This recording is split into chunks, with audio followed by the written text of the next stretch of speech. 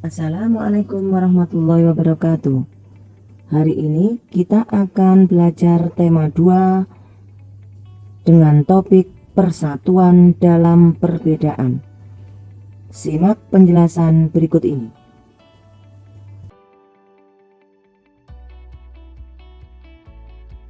Pelajaran Bahasa Indonesia. Setiap teks memiliki informasi penting. Informasi penting tersebut dapat ditemukan dengan menggunakan unsur kata tanya 5W 1H.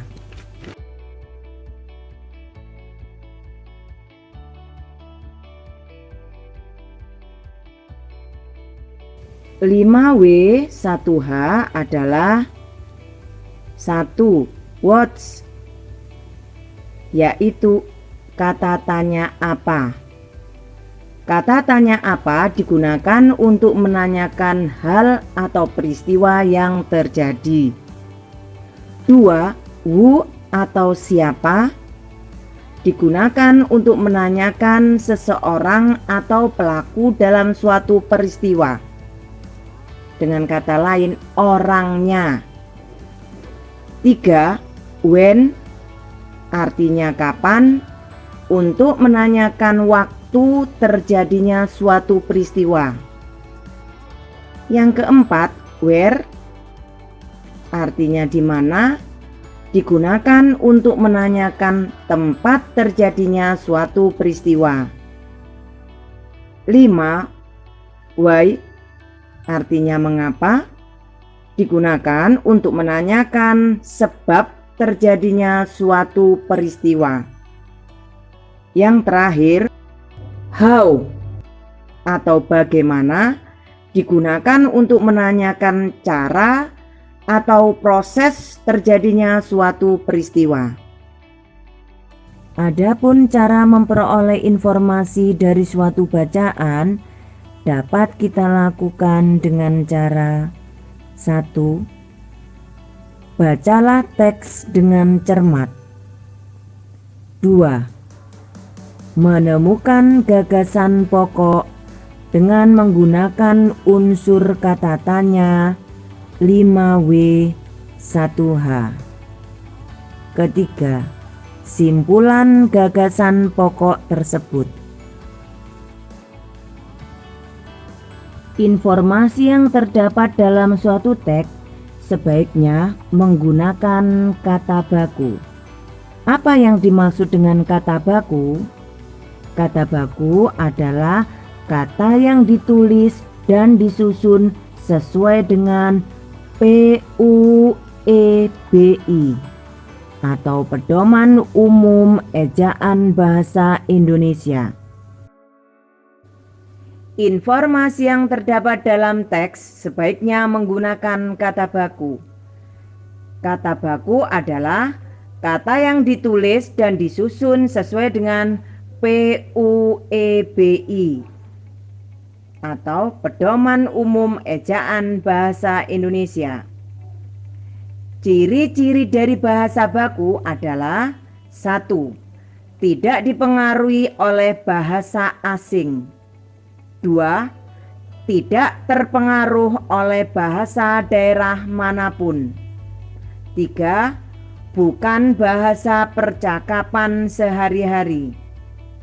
4. Kata baku bukan kata yang rancu atau kata yang membingungkan. Contoh kata baku dan kata tidak baku.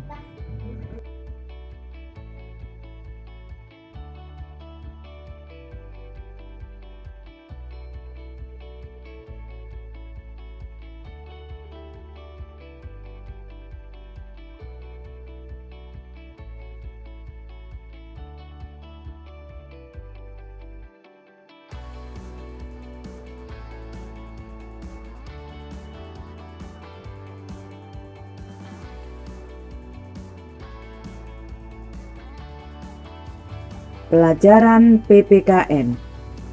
Negara Indonesia disebut juga dengan Nusantara.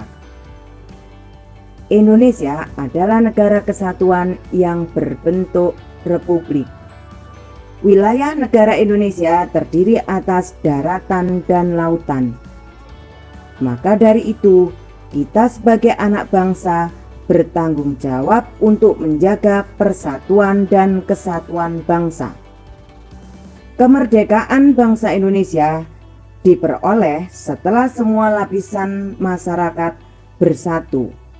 Karena itu, Indonesia sangat menjunjung tinggi semboyan Bhinneka Tunggal Ika. Berbeda-beda tetapi tetap satu, yaitu bangsa Indonesia. Untuk menjaga persatuan dan kesatuan, maka sikap yang diperlukan untuk mencapai persatuan dalam perbedaan adalah: 1. Peduli terhadap orang lain. 2. Mendahulukan kepentingan bersama di atas kepentingan pribadi atau golongan. 3. Toleransi kepada orang lain. Manfaat persatuan dan kesatuan diantaranya: 1. Terhindar dari konflik. 2. Dapat mempererat tali persaudaraan antar anak bangsa. 3. Menumbuhkan rasa nasionalisme. 4. Kehidupan menjadi lebih aman, tentram, dan damai.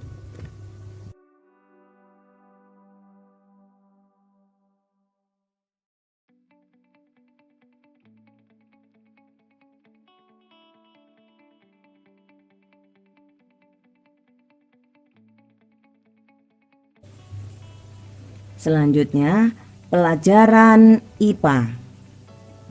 Setiap makhluk hidup senantiasa menyesuaikan diri dengan lingkungannya.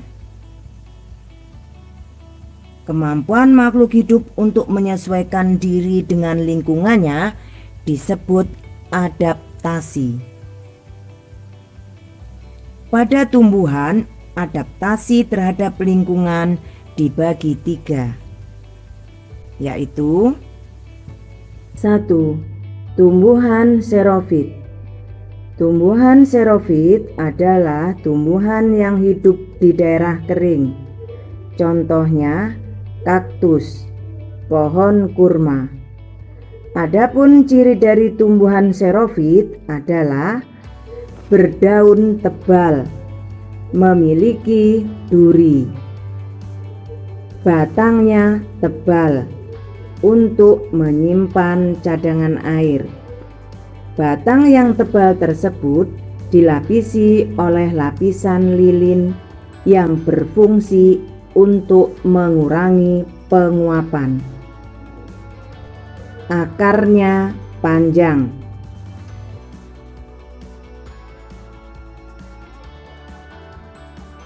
Dua, tumbuhan higrofit.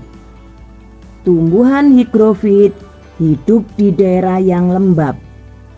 Contohnya tumbuhan begonia, tumbuhan paku, pakis, dan lumut. 3. Tumbuhan hidrofit. Tumbuhan hidrofit adalah tumbuhan yang dapat hidup di lingkungan air.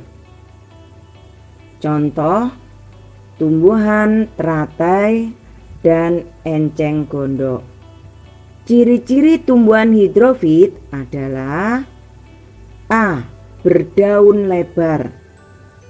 Daun yang lebar tersebut bermanfaat untuk mempercepat penguapan. B.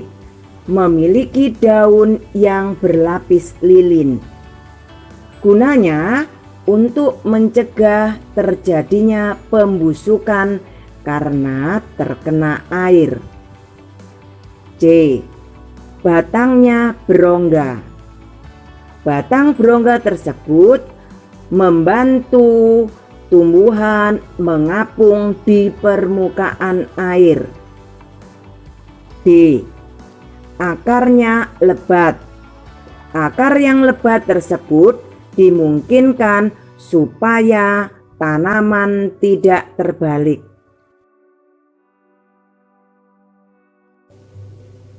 Selain menyesuaikan diri dengan lingkungannya, tumbuhan perlu melindungi diri dari pemangsa. Adapun cara tumbuhan melindungi diri dari pemangsa adalah dengan memiliki 1. Duri.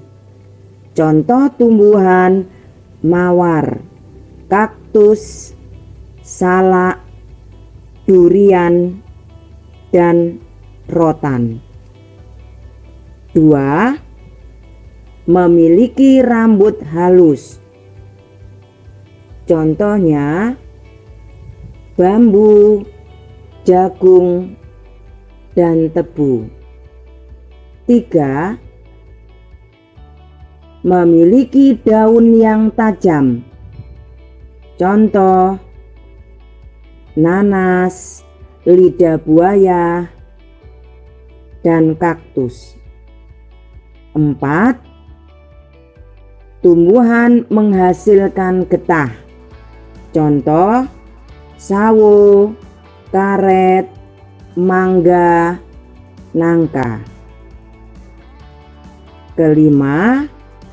Menghasilkan racun. Contohnya daun jarak, kecubung. Adaptasi adalah kemampuan makhluk hidup untuk menyesuaikan diri dengan lingkungannya. Hewan melakukan adaptasi untuk mempertahankan hidupnya. Contoh hewan melakukan adaptasi yaitu dengan cara mimikri. Mimikri adalah cara beradaptasi dengan mengubah warna tubuh atau kulitnya sesuai dengan lingkungannya. Contoh bunglon. Kamuflase. Kamuflase adalah cara beradaptasi dengan menyatu atau membaur dengan sesuatu di sekitarnya. Contoh belalang, ulat baron. Berikutnya autotomi. Autotomi adalah cara beradaptasi hewan dengan memutuskan ekornya untuk mengelabui musuhnya. Contoh cecak. Hibernasi. Hibernasi adalah cara beradaptasi dengan tidur dalam jangka waktu yang panjang untuk menghindari masa sulit dalam hidup. Contohnya pada waktu musim dingin dilakukan oleh beruang. Estivasi. Estivasi adalah cara beradaptasi dengan menonaktifkan diri pada lingkungan yang tidak bersahabat.